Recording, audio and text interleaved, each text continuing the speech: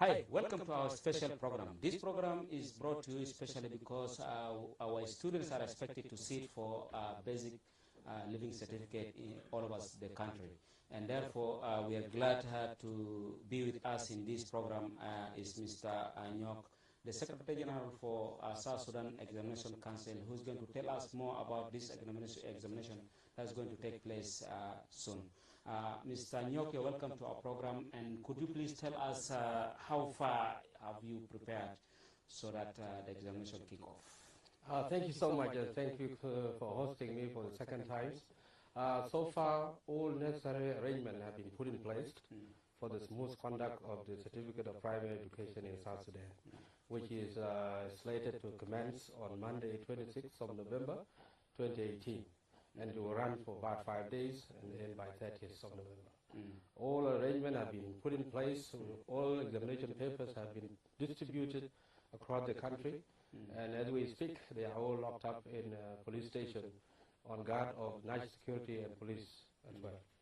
Okay, can you tell us how many centers so far do you have all over South Sudan and the number of students that are expected to sit? Thank you very much. We have registered 48,944 candidates, of which 18,004 are girls, which is exciting for this country.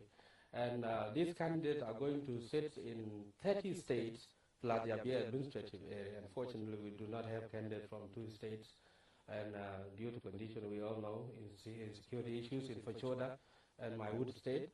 And these candidates are going to sit across the country in 1,153 centers. 1,153 centers across the country. Maybe you can tell us roughly the one of Juba City. How many centers that are going to sit in these exams? Juba dominated in terms of candidature. They have over 10,000 alone in Juba State. And the number I cannot recall roughly now. But they are the ones that have presented candidates in many of the centers, over 10,000 candidates in Juba alone. Okay, now people are asking the guarantee that this examination will not be leaked out.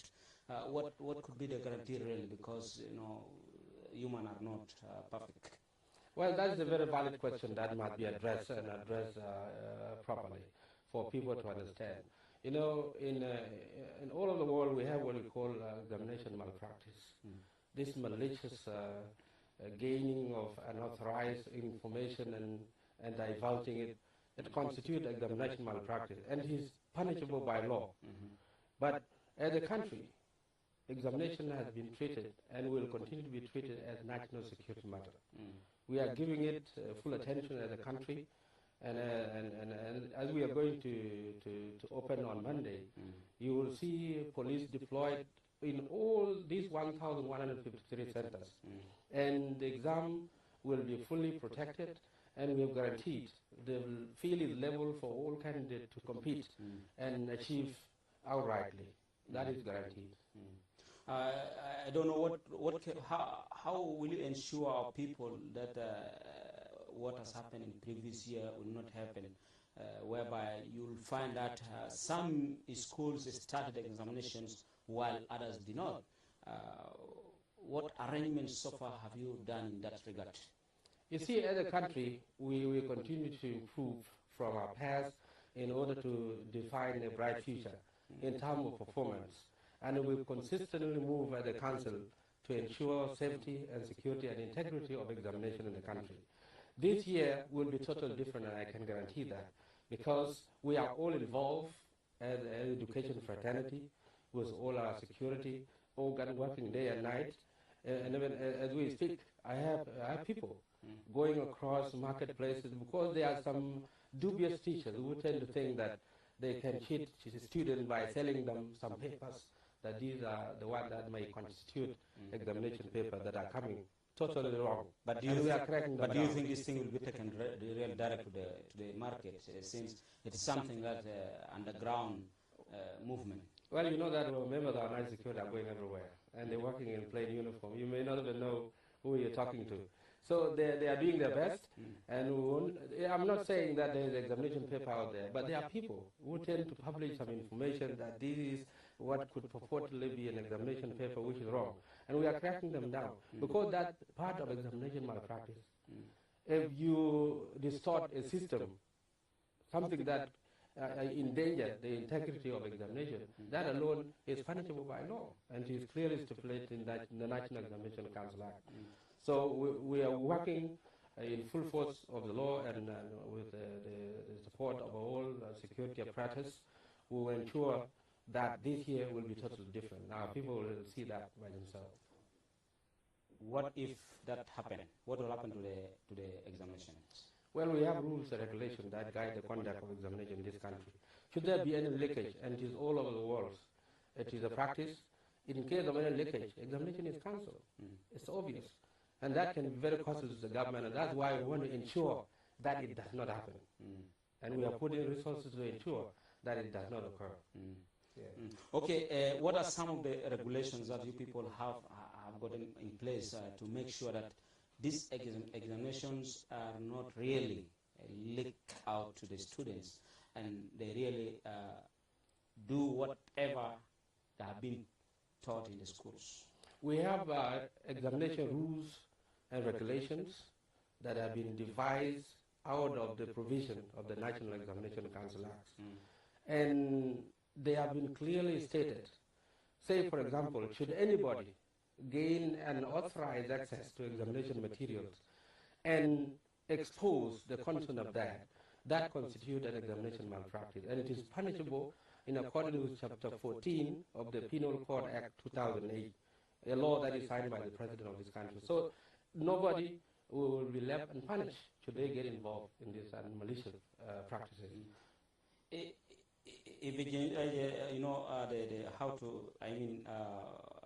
When a student will be sitting, I don't know, how did you distribute the invigilators in terms of, teachers not, the teachers of those various schools are not the one to, take care of the exams? Yeah, that's right. That is, and we have put it very clear in our rules and regulations in terms of appointment and deployment of invigilators. No teacher is allowed to invigilate in a school that he or she teaches. They are swapped in a nearby school because know the distances. Like here in Quebec State, and those who teach in Rajab County could be shifted to Munaki area or the other areas of Mangala, and make sure that nobody invigilate the children that he or she teaches. Okay, now we are talking in case, you talk to us places like Akobo and Fashoda, they will not be taking part in the examinations. And then we know very well also some parts in like, what can you tell us about county like Kaji? Are there candidates who are sitting there? There are candidates sitting in Kaji, even in Yei. We flew examination ourselves to Yei River State. We landed in Yei, and there are quite a number of candidates. You see, the good thing is that peace is coming, and many schools are opening again. You know, we will receive a huge number of candidates after we had closed registration, because people are now returning back to their homes, especially in Kaji and Yei. And we registered quite a number of candidates. But where did they learn? When they were away already? Many of them were running away for 1 or 2 months. And you know, as a candidate, you must have experienced that by yourself and myself. When you are a candidate, you even move with your books wherever, even to play field. And whenever you get a chance, you take a look at them. And they have been prepared, and they have been presented by the state as people who are ready to do the examination. Okay, but I don't know whether, like those schools who did not finish their syllabus, whether they will really, I don't know. What can you tell us about that? Well, it is an issue, but the issue of syllabus coverage is a must-do thing. That's something that teachers must raise with to ensure that they complete their syllabuses before the end of the calendar year, where exams are expected to take place right after. It is a must that teachers do that, but as Examination Council, we do not leave any part of the syllabus untouched. The examination must be a semblance of the whole coverage of an exam, of a particular syllabus, because that's what you can be able to say that a child has gained what is prescribed as necessary competence for that particular level. But again, as you said, there are IDPs who are returning back, and they ran away with their books. That means some of them might have not been taught properly, but they're going to sit these exams because they want to sit, and yet they have not been taught to that maximum. We have conditions, especially for those who are displaced internally here in the country. We did not register those who ran away, like those who went to Uganda or other places, and coming back claiming that they are ready to sit. No, we register those who are displaced internally, like those who maybe someone was displaced from Yei and running to maybe Numale and coming back. Those are IDPs, and we consider them as people who have just been displaced, but they have the capacity to do the exam because they are within the country. And they have been presented by the state, and the state has guaranteed that they have been taking their lessons wherever they have been displaced. And we have school facilities in most of IDP camps within the country. Okay, let us also give us the information about how many private schools that are taking part in these examinations. You see, in examination in South Sudan, the government we do not distinguish whether a school is private or public school. And that's why the registration is always the same. They pay the same amount of school fees, examination fees, because we treat them as at the same level as children of South Sudan. And so that's why we don't pay a lot of attention in knowing how many are private, but in our registers, they are indicated. That's why when we come to publishing results, we know where are we as a government, where are we, because in most cases, we also have to pull up and compete with private schools. Most of private schools do take leading, in terms of best performance. And we've seen that in previous results. And we are asking ourselves as government, what do we do better to make sure that we Okay, Mr. Nyok, let us go for a break and then we'll be back and continue our discussions, how this examination is going to be conducted. Mr. Nyak, what are some of the rules that you set for this examination in case a student got, cheating, or the teacher did not, follow strictly the invigilation rules? What are some of the measures that you people put in place to see into that these guys are punished? I can tell you, my minister, Honorable Deng Deng, convened a press conference, and he made it very clear. He gave a stern warning to all stakeholders, beginning with candidates themselves, teachers, invigilators, even my own staff of the council who will be out there supervising, warning all of them not to indulge themselves in any illicit activity that would endanger the integrity of examination. And contrary to that, the rules are very clear, that if you are caught, you will be dealt with in full force of the law.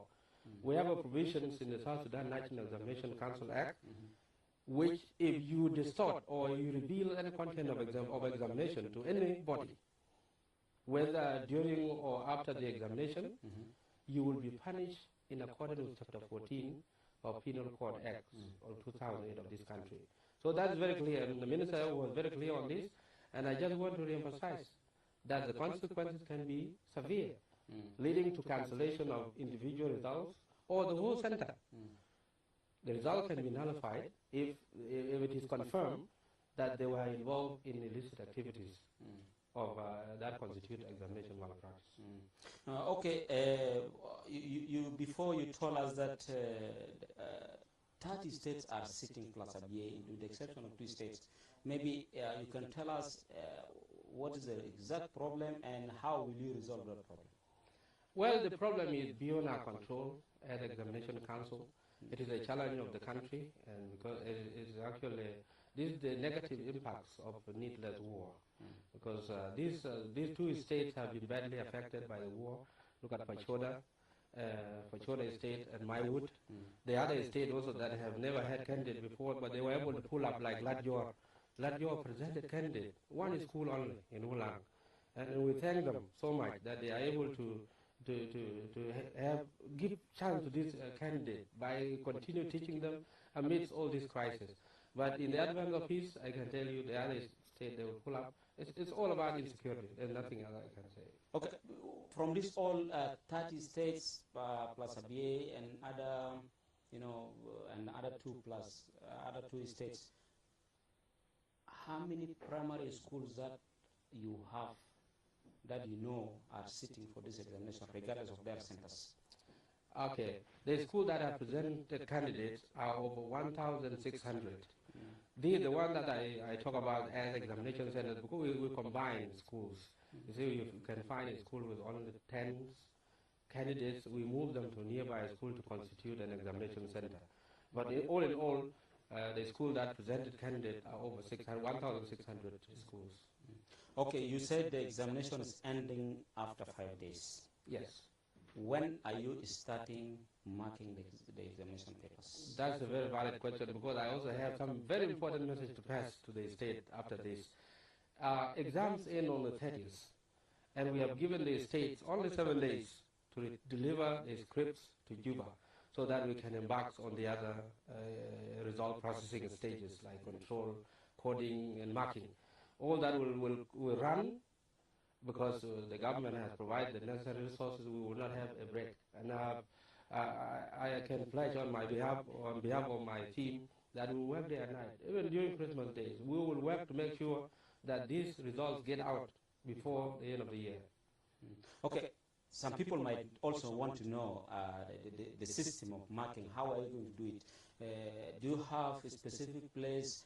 Are you going to do it here in Juba, or you have hired a place where it's very quiet so that you accommodate these people? And we also understood that previously there is problem of marking simply because there is no motivation. I don't know whether you people have addressed this or not. Can you tell us something about that?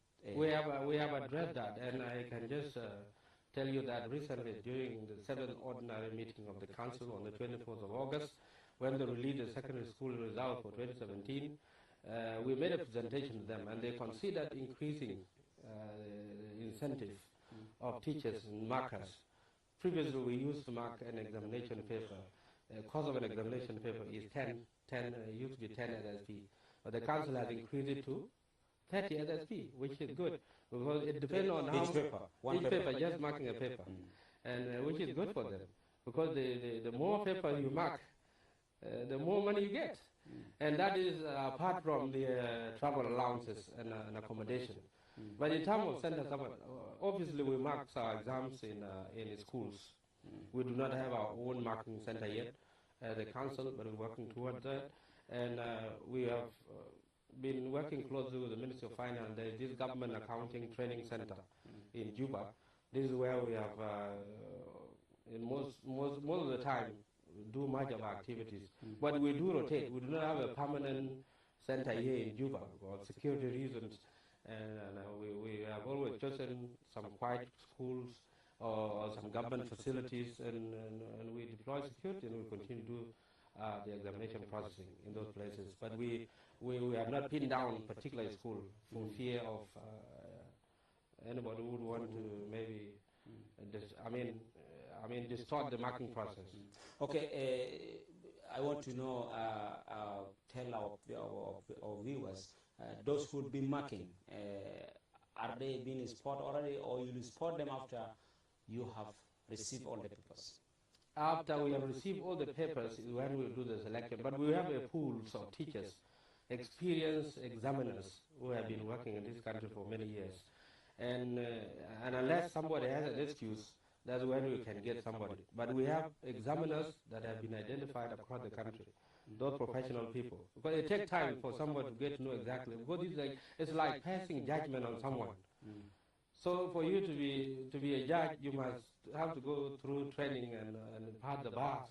But for them also as examiners, they have to learn through their learned colleagues, those who have been in the industry before you become a full-fledged examiner or marker for that matter. So we have a list of them already, but we do call on to all those who are interested, those teachers through the states, and especially with with some requirements.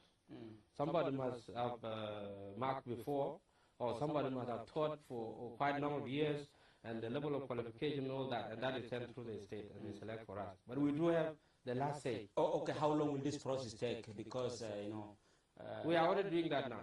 We are already doing that on the list we have, but after the scripts are here, we will call on those freshers, those new ones who would want to join the marking process. Then we will put them through. For how long are you going to give them that period to report it? The period. Okay. How many numbers of people do you want in that process of marking?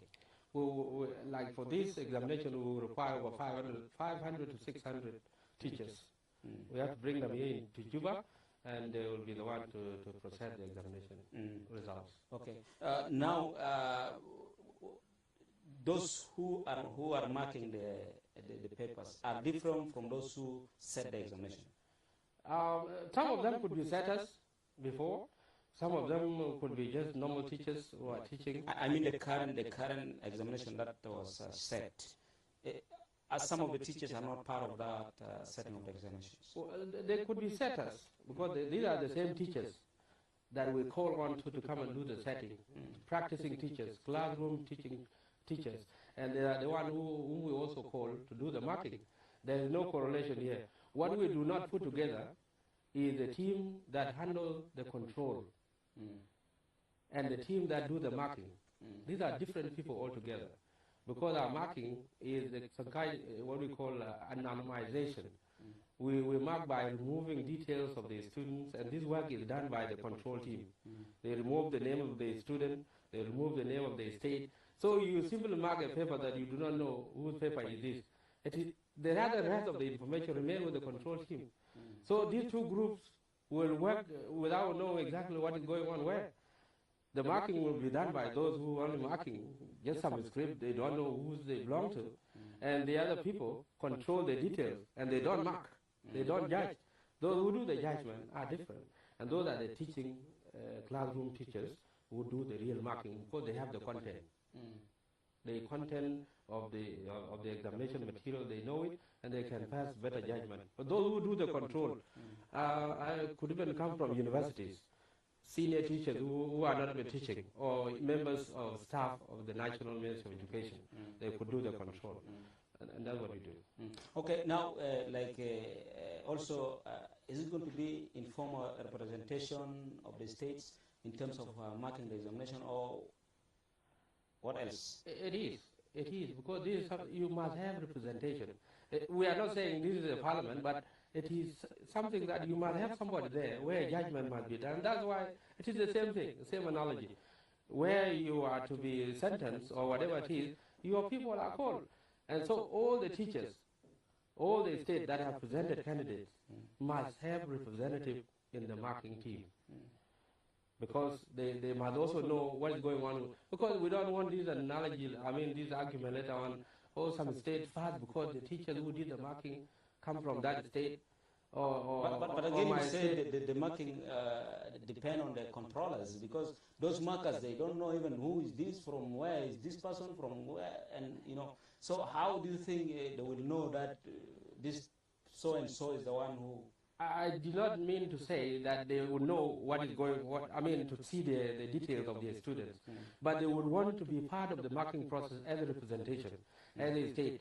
Because there is that general assumption. If I take all the teachers from UVEC, for example, and they do the marking, how would the other state feel? Bad. That this judgment is being passed on our students in absentia. We have to be there, and we do it together. Yeah. Okay, finally, Mr. Nyok, what is your message as the candidates are going to sit?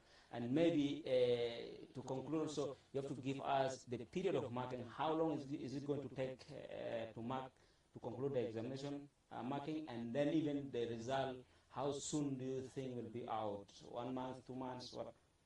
I cannot tell you more specifically when we can get out the result by date, but I can assure you we'll get out the result before the end of the year. We will put in all our energy as the council to ensure that children get their results as soon before the end of the year, so that by opening of the school year, come February next year, they are able to join senior with their result and certificate. The assurance that I can give to candidates is that we have leveled the playing field. You have the ability, you have the courage and the guts to pass this examination. It's not a difficult thing. It is the same material that you have been taught before that is being given to you in a different form. You are being asked to narrate what it is that you have gained through your 8 years of journey of primary education. So it is not a new thing. It is a test of what you have acquired over time. Just I pray for all of them that that time come and they do the exam, and I wish them all the best. I wish them all the best the same. And thank you very viewers of SSBC, with this we have come to the end of the program. Till then, bye-bye. Thank you very much. Thank you so Thank much. you. Thank you. Thank you.